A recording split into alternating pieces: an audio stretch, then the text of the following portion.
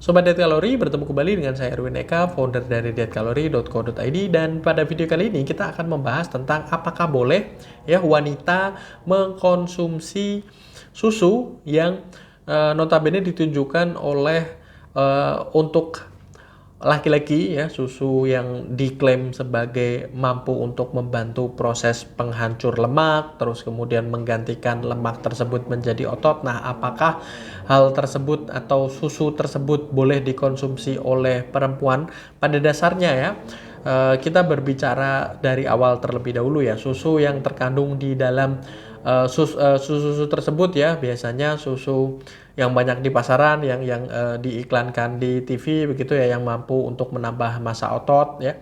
Kandungan utamanya biasanya adalah protein, jadi tidak terus kemudian membahayakan ketika dikonsumsi oleh perempuan. Namun perlu diperhatikan bahwasanya ada yang berbeda antara secara genetik ya, antara perempuan dan laki-laki. Jadi mungkin tidak berbahaya jika dikonsumsi oleh perempuan ya beberapa waktu, tidak terus kemudian menimbulkan reaksi semacam seperti keracunan. Namun jika dikonsumsi dalam jangka waktu yang panjang tentu akan menimbulkan efek yang berbeda. Kebutuhan kalori misalnya antara laki-laki dan perempuan jelas berbeda. Aktivitas fisik antara laki-laki dan perempuan jelas berbeda.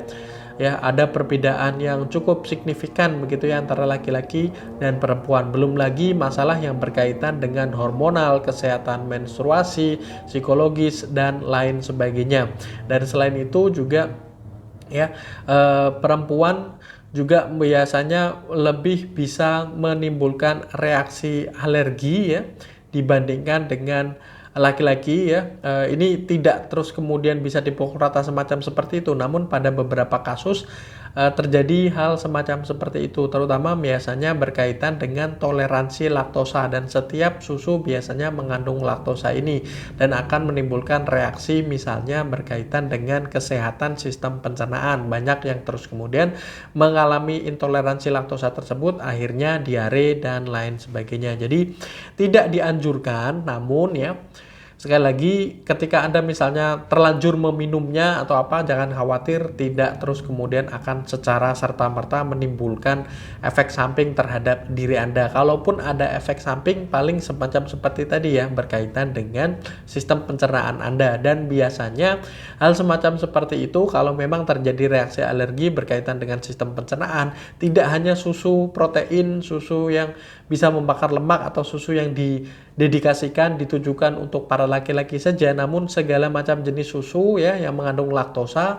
akan menimbulkan efek yang sama terhadap tubuh Anda, semacam seperti itu. Selain itu juga misalnya jangka panjangnya akan dikhawatirkan akan mengganggu berkaitan dengan kesehatan menstruasi Anda. Banyak yang terus kemudian akhirnya siklus haidnya menjadi tidak beraturan setelah mengkonsumsi susu tersebut. Jadi sebaiknya memang tidak dikonsumsi oleh perempuan. Nah, terus kemudian ya yang paling penting lagi berkaitan dengan pertanyaan ini ya, otomatis ketika Anda berinisiatif untuk mengkonsumsi susu protein tersebut yang notabene ditujukan untuk laki-laki, maka timbul pertanyaan di benak kita bahwasanya Anda saat ini sedang dalam menjalani program penurunan berat badan ya, atau sedang ingin membakar lemak yang ada dalam tubuh Anda supaya bisa dikonversi menjadi atau diubah menjadi otot. Nah, ini penting ya, ini tidak terus kemudian hanya berpatok terhadap susu, terhadap